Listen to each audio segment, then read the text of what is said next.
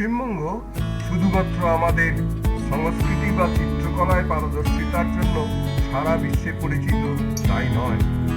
এই রাজ্য গভীর বিশ্বাস এবং আধ্যাত্মিকতার শক্তির ভূমি। লক্ষাধিক ভক্তবৃন্দদের প্রতি বছর দৃষ্টি আকর্ষণ করে আমাদের এই পশ্চিমবাংলা, কলকাতা ও আশপাশের পুরাতন মন্দির হইতে বিভিন্ন পবিত্র স্থানের মাধ্যমে। নমস্কার বন্ধুরা, আমি সফল। আমার এই ছোট্ট চ্যানেল 7/17-তে আপনাদের স্বাগত।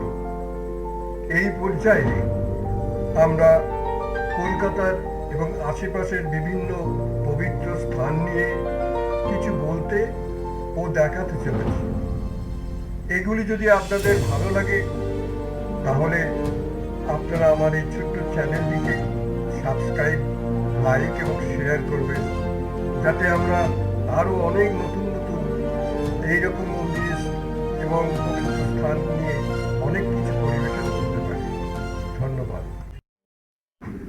আমরা শুরু করব কালীঘাটের কালী মন্দির দিয়ে, কিন্তু তার আগে মা কালীকে স্মরণ করে কিছু কথা বলতে ইচ্ছে করছে।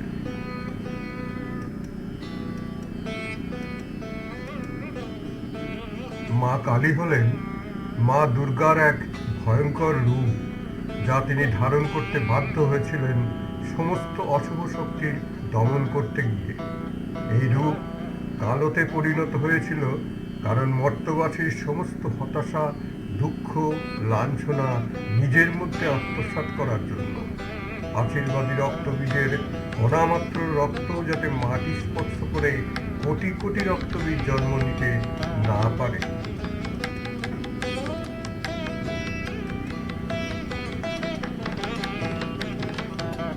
এগুলি হল ভারত জুড়ে অবস্থিত পবিত্র পীঠস্থান। প্রতিটি স্থান দেবী সতীর সঙ্গে সম্পর্কিত এবং কালীঘাট এই শক্তিশালী আধ্যাত্মিক স্থানগুলির মধ্যে একটি। কালীঘাট মন্দির বোঝার আগে শক্তিপীঠ সম্পর্কে জানা জরুরি। এগুলি দেবী শক্তির সঙ্গে সম্পর্কিত পবিত্র স্থান। হিন্দু পুরাণ অনুসারে যখন দেবী সতীর দেহ বিভক্ত হয়েছিল, তখন তার বিভিন্ন অংশ বিভিন্ন স্থানে পতিত হয়েছিল। এই স্থানগুলি শক্তিপীঠ নামে পরিচিত।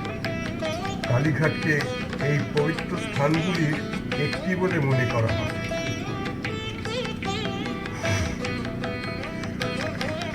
দক্ষিণ কলকাতার আদি গঙ্গা নদীর কাছে অবস্থিত কালীঘাট কালী মন্দির শহরের অন্যতম গুরুত্বপূর্ণ তীর্থস্থান। হিন্দু পুরাণ অনুসারে কালীঘাট 51টি শক্তিপীঠের একটি, যেখানে দেবী সতীর ডান পায়ের বুড়ো আঙুল পতিত হয়েছিল।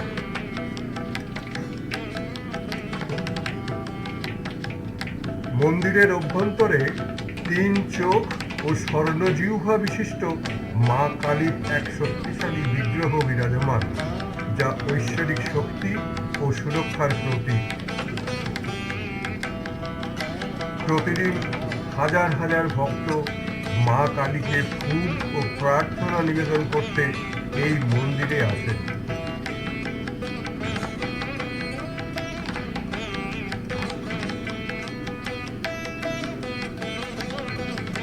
কালী পুজোর সময়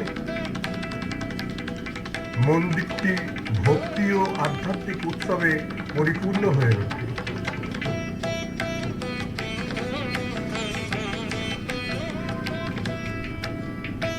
শেষ করার আগে চলুন মনটাকে নিয়ে চলে যায় অনেক যুগ আগে, যখন থেকে এই মন্দির নির্মাণ কাজ শুরু হয়েছিল। যে মন্দিরটি এখন আমরা দেখলাম, এর পুরনো চেহারাটা একবার আপনাদের দেখাই। এই নির্মাণ কাজ শুরু হয়েছিল 1800 খ্রিস্টাব্দে শার্বন রায়চৌধুরী পরিবারের তত্ত্বাবধানে এবং শেষ হয়েছিল 1809 খ্রিস্টাব্দে। এরপর থেকে ক্রমশ নানা ধাপে এর আধুনিকীকরণ হয়েছে, কিন্তু গভীর আধ্যাত্মিক ও সাংস্কৃতিক ঐতিহ্যকে অক্ষুণ্ণ রেখে।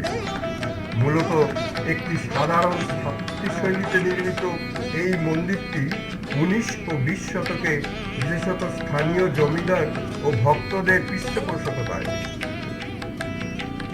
অনেক উন্নয়ন সত্ত্বেও মন্দির কর্তৃপক্ষ সচেতনভাবে ঐতিহ্যবাহী বাংলার স্থাপত্যশৈলী এবং আচার অনুষ্ঠান অক্ষুণ্ণ রেখেছে।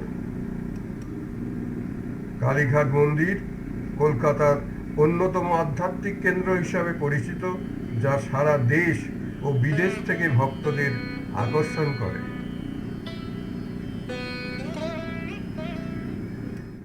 আপাতত এখানেই শেষ করছি। অনেক অনেক শ্রদ্ধা এবং ধন্যবাদ দিয়ে অপেক্ষায় থাকুন আরও একটা মন্দির নিয়ে একরকমই অন্যভাবে পরিবেশনা।